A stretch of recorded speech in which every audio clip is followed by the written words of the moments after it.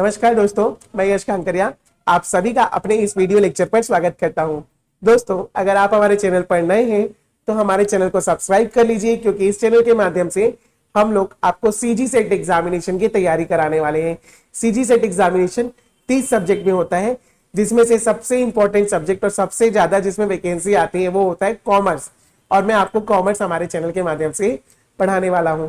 तो इस video lecture पर मैं आप लोगों को सीजी सेट एग्जामिनेशन के प्रीवियस ईयर में आए क्वेश्चंस को सॉल्व कराऊंगा। और हमारे जो क्वेश्चन सॉल्व करने का अप्रोच होता है वो थोड़ा हटके होता है, क्योंकि हम यहाँ पे केवल क्वेश्चंस के आंसर नहीं करते, हम क्वेश्चंस के आंसर के कॉन्सेप्ट को समझने की कोशिश करते हैं, ताकि हमारा जो कॉन्सेप्चुअल क्लैरिटी है वो डेवलप हो सके और हम एग्जामिनेशन में आने वाले सारे क्वेश्चंस को इजीली अटेम्प्ट कर सके। चलिए तो हम स्टार्ट करते हैं हमारे फर्स्ट क्वेश्चन के साथ में। सबसे पहला हमारा जो क्वेश्चन है वो है स्टेटमेंट वाला। तो देखिए, आप इसको पढ़ सकते हैं। क्या लिखा है क्वेश्चन में? Which of the following statement is not true. In 4 statement में से कौन सा स्टेटमेंट गलत है? ठीक है, जब भी ऐसा क्वेश्चन आता है तो याद रखिएगा, आपको उस टॉपिक के फीचर्स बताए होंगे, फीचर्स है ना, यानी कि विशेषताएं। तो अगर कोई विशेषता इसमें से नहीं है, यानी कि कोई पॉइंट ऐसा जो आपको नेगेटिव बता रहा है, मतलब 3 पॉइंट जो होंगे आपको उस टॉपिक के पॉजिटिव बताएगा, और एक टॉपिक आपको जो होगा, मतलब एक पॉइंट जो होगा वो आपको उस टॉपिक का नेगेटिव बताएगा, और वही आपका आंसर होने की संभावना है। चलिए तो इस क्वेश्चन के कॉन्सेप्ट को हम लोग समझते हैं। सबसे पहली लाइन में क्या बोला गया है कि हमारा जो बिजनेस होता है उस बिजनेस का उद्देश्य क्या है? प्रॉफिट अर्न करना। सही बात है, हम लोग बिजनेस करते किसके लिए? प्रॉफिट अर्न करने के लिए, क्योंकि बिजनेस एक क्या है? आर्थिक क्रिया है ना। तो बिजनेस अगर एक आर्थिक क्रिया है तो कौन कौन सी चीजें अनार्थिक क्रिया में आती है?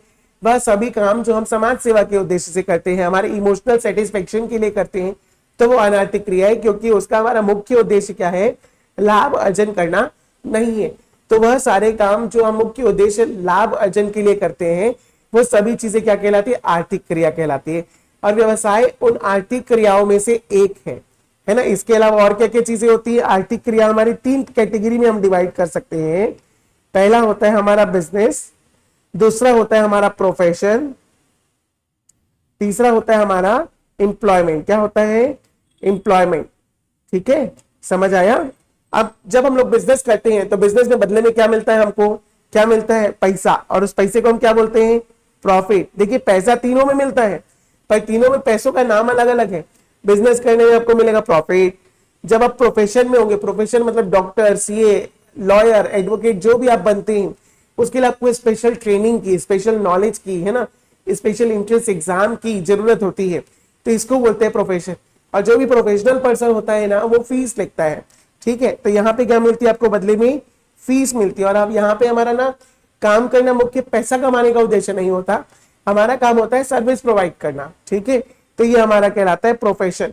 हम जैसे टीचिंग प्रोफेशन में आप सभी लोग अभी सीजी सेट का एग्जामिनेशन देंगे, इनमें से कई लोग जो अभी क्लास देख रहे हैं उनमें से असिस्टेंट प्रोफेसर भी बनने वाले हैं। तो आप सबका जो मुख्य कार्य होगा वो क्या होगा? प्रोफेशन होगा। और प्रोफेशन में आपको कभी सैलरी नहीं मिलती, वो आपको एक फीस मिल रही है। हम स्कूल में फीस पटाते हैं, कॉलेज में फीस पटाते हैं। ठीक है, तो हम इतनी बढ़िया मतलब नोबल प्रोफेशन से जुड़ने वाले, इन सबके लिए आपको सबसे पहले तो बधाई हो, है ना, कि आपने ये पहल किया कि आपको भी सीजीपीएससी में जो असिस्टेंट प्रोफेसर की पोस्ट होती है वो आपको चाहिए। ठीक है, और आप ये सेट का एग्जामिनेशन इसीलिए दे रहे ताकि आप बड़े लेवल के प्रोफेसर बन सके, कॉलेज के बच्चों को पढ़ा सके। ठीक है, तो ये दोनों आर्थिक क्रिया होती है, क्या? व्यवसाय और पेशा। अब तीसरा होता है एम्प्लॉयमेंट। एम्प्लॉयमेंट मतलब रोजगार, है ना। तो रोजगार में 2 पार्टीज के बीच में एग्रीमेंट होता है। किसके किसके बीच में? एम्प्लॉयर और एम्प्लॉय के बीच में। एम्प्लॉयर क्या होगा? सैलरी देगा, और एम्प्लॉय क्या है? एम्प्लॉयर का काम करेगा। ठीक है, तो इसमें क्या मिलता है आपको बदले में? सैलरी। देखिए, जैसे मैंने बोला था, तीनों चीजों में आपको पैसा मिल रहा है, बट पैसे का नाम अलग अलग है ना। पैसे का नाम क्या है? अलग अलग है। इसमें अगर आप बोलोगे सबसे सेफ काम क्या है? सबसे सेफ, कुछ रिस्क नहीं है, तो सबसे सेफ काम क्या है आपका? एम्प्लॉयमेंट। और सबसे ज्यादा रिस्की काम क्या है? सबसे ज्यादा रिस्क किसमें? सबसे ज्यादा डेंजर किसमें? तो वो है बिजनेस, क्योंकि बिजनेस चल भी सकता है और उसमें आपको लॉस भी हो सकता है। बट आप अगर जॉब करेंगे तो जॉब में आपको केवल और केवल सैलरी मिलती जाएगी, तो उसमें आपका कोई भी नुकसान नहीं है, खतरा जोखिम बहुत कम है। समझ आया पहला कॉन्सेप्ट? चलिए बच्चों, अब हम आगे बढ़ते हैं सेकंड कॉन्सेप्ट में। सेकंड कॉन्सेप्ट क्या बोला है competition to satisfy a particular type of desire is called reproductive competition. Reproductive competition का मतलब क्या? ऐसा कंपटीशन जिससे आप कुछ क्रिएट कर रहे हैं, जिससे आप कुछ प्रोडक्टिव कर रहे हैं, है ना। तो ऐसा कोई कंपटीशन जिससे आप लोगों की इच्छाओं को, जरूरतों को पूरा कर रहे हो, तो वो तो अच्छी बात है ना, इससे लोगों की जरूरतें पूरी होगी। तो ये आपका रिप्रोडक्टिव कंपटीशन होना चाहिए, इसलिए ये बात भी हमारी सही है। बट ये हमारा आंसर नहीं हो सकता, क्यों? क्योंकि हमको आंसर में नेगेटिव चीज ढूंढना है, नेगेटिव, ठीक है, इसलिए हमारे काम का नहीं है। चलिए अब हम लोग तीसरी लाइन पढ़ते हैं। तीसरी लाइन में क्या लिखा है? It is possible to control the broader environment of business. व्यवसाय के पर्यावरण को नियंत्रण किया जा सकता है, कंट्रोल किया जा सकता है। तो क्या ये बात सही है? देखते हैं। इसको समझने के लिए पहले हम समझेंगे कि क्या होता है हमारा बिजनेस एनवायरनमेंट। बिजनेस एनवायरनमेंट होता क्या है, इसको हमको पहले समझना पड़ेगा, ठीक है। तो जो हमारा बिजनेस एनवायरनमेंट होता है ना, वो आसपास के हमारे पर्यावरण होते हैं, जो ऐसे घटक जो हमारे व्यवसाय को प्रभावित कर रहे होते हैं। अब इसमें हमको सबसे पहले ये समझना पड़ेगा, बिजनेस एनवायरनमेंट जो होता है ना, उसको हम लोग दो कैटेगरी में डिवाइड कर सकते हैं। दो कैटेगरी में, पहली कैटेगरी क्या होगी आपकी? Internal business environment. क्या है? इंटरनल, आंतरिक व्यावसायिक पर्यावरण, ठीक है। और एक होता है external business environment. External business environment, अगर हम बात करें आंतरिक व्यावसायिक पर्यावरण की, तो ये हमारे कंट्रोल में होते हैं, कंट्रोल में, ठीक है। वो रहता है ना डायलॉग मूवी का, कंट्रोल उदय कंट्रोल, वही चीज है। तो ये क्या है? आंतरिक व्यावसायिक पर्यावरण क्या है? हमारे कंट्रोल में है, हम उसको कंट्रोल कर सकते हैं, नियंत्रित कर सकते हैं, कम या ज्यादा कर सकते हैं। जैसे व्यवसाय में जितनी पूंजी लगाई गई है, आप चाहो तो उसको कम या ज्यादा कर सकते हो। व्यवसाय से जितना लाभ होने वाला है, वो आप चाहो तो मेहनत करके कम या ज्यादा कर सकते हो, है ना। थोड़ा आपका उसमें नियंत्रण है, बोल सकते हैं। आप पूंजी में वापस से पैसा लगा सकते हो, ठीक है। और व्यवसाय की जो नीतियां हैं, जो पॉलिसीज है, वो आपके कंट्रोल में रहेगी, रूल्स आपके कंट्रोल में रहेंगी। तो ये पूरा ऑर्गेनाइजेशन है ना, तो वो आपके कंट्रोल में रहने वाला है। और जो चीज हम लोग कंट्रोल कर सकते हैं, उस हमको, एक तो अगर हमने अच्छे से कंट्रोल किया तो वो क्या मिलेगा? ताकत मिलेगी, वही हमारी ताकत होगी। हमारे कर्मचारी जो हमारे लिए काम करे, वो हमारी ताकत होंगे। हमारे पास ज्यादा पूंजी है, ज्यादा अच्छा इंफ्रास्ट्रक्चर है, वो हमारी ताकत होगी, ठीक है। और अगर आपने उसको अच्छे से कंट्रोल नहीं किया, तो उसी चीज से आपको क्या मिलेगा? वीकनेस मिलेगा, वही आपकी सबसे बड़ी कमजोरी हो जाएगी। कि आप बिजनेस तो करना चाहते हो, पर आपके पास कैपिटल ही नहीं है, तो बिजनेस कैसे करोगे, ठीक है। तो हमारा जो बिजनेस एनवायरनमेंट होता है ना, अगर हम इंटरनल बिजनेस एनवायरनमेंट की बात करें, तो वो कंट्रोलेबल नेचर का होता है। पर जब हम एक्सटर्नल बिजनेस एनवायरनमेंट की बात करते हैं, तो वो हमारे कंट्रोल में नहीं होता, इसलिए हम उसको क्या बोलते हैं? Non controllable. क्या बोलते हैं? नॉन कंट्रोलेबल, ठीक है। तो ऐसे व्यवसायिक पर्यावरण जो हमारे नियंत्रण में नहीं होते हैं, वो कहलाते हैं बाह्य व्यवसायिक पर्यावरण। अभी इसमें अगर हम बात करें, तो अगर हमने इसकी बात करें, इससे हमको क्या मिलता है? एक मिलेगा आपको अपॉर्चुनिटी। क्या मिलेगा? अपॉर्चुनिटी, अवसर, ठीक है। और दूसरा होता है आपको ऐसे व्यवसायिक पर्यावरण को अगर आपने कंट्रोल नहीं कर पाए, तो इससे क्या होगा? आपको थ्रेट होगा, यानी क्या होगा? खतरा। थ्रेट भी हो सकता है और अवसर भी मिल सकते हैं, दोनों हमारे पर कंट्रोल में नहीं है। हमको किस चीज से खतरा है, वो हमारे नियंत्रण में थोड़ी है। और हमको जो जो अवसर मिलने वाले, वो अवसर हमारे हाथ में थोड़ी। जैसे एग्जाम्पल के लिए, एपी का एग्जामिनेशन कब होगा? 1 साल बाद होगा, 2 साल बाद होगा, 3 साल बाद होगा। क्या ये हमारे कंट्रोल में है? क्या नहीं है। तो अपॉर्चुनिटीज हमारे नियंत्रण में नहीं होती है, ठीक है। और खतरा भी हमारे नियंत्रण में नहीं है। अगर आप 3 महीना नहीं पढ़ते हो, सीधी सेट एग्जामिनेशन की तैयारी नहीं करते हो, तो ये खतरा है कि आपका भैया सेट का एग्जाम बिगड़ जाएगा और आप इसमें पास नहीं हो पाएंगे। तो ये दोनों चीजें हमारे कंट्रोल में नहीं है। बट आपके पास स्ट्रेंथ और वीकनेस है। स्ट्रेंथ क्या है? अगर आप हमारे चैनल को सब्सक्राइब कर लेते हैं, हमारे कोर्स को परचेज कर लेते हैं, या आप अपने एग्जाम की तैयारी बहुत अच्छे से करते हैं, तो ये स्ट्रेंथ होगी। और वीकनेस क्या होगी? कि भाई अरे क्या पढ़ना, कल से पढ़ेंगे, परसों से पढ़ेंगे, नर्सों से पढ़ेंगे, एग्जाम का नोटिफिकेशन आने पढ़ेंगे, एग्जाम फॉर्म भरने के बाद पढ़ेंगे। तो ऐसे आपके एक एक दिन क्या होते जाएंगे? कम होते जाएंगे, और आपके सिलेक्शन के चांसेस भी कम होते जाएंगे। तो ये हमारे कंट्रोल में है। तो हमको क्या करना है? कंट्रोल करना है। किसको? हमारे स्टडीज को, ठीक है।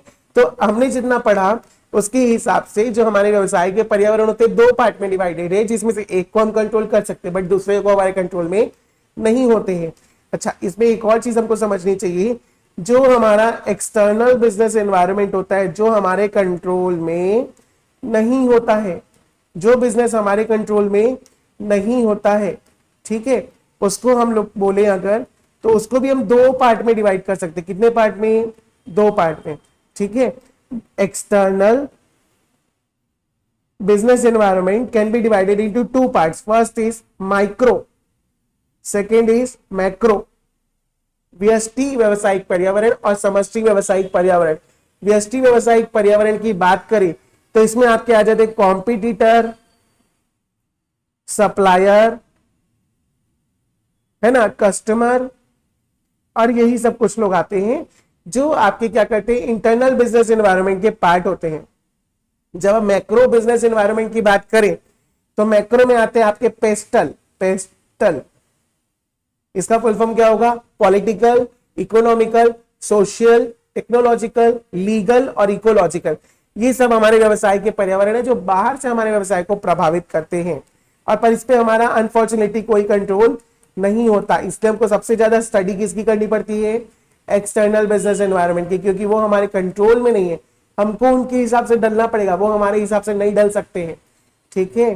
तो ये हुआ थर्ड पॉइंट। फोर्थ पॉइंट पे हम आते हैं एनवायरमेंटल एनालिसिस, है ना, पर्यावरण का विश्लेषण करने से आप व्यवसाय को ज्यादा डाइवर्सिफाई कर पाओगे, ज्यादा विविधीकरण कर पाओगे। तो सही बात है, अगर आप अपने एनवायरमेंट को जानते हो, पर्यावरण को जानते हो, तो आप क्या कर पाओगे?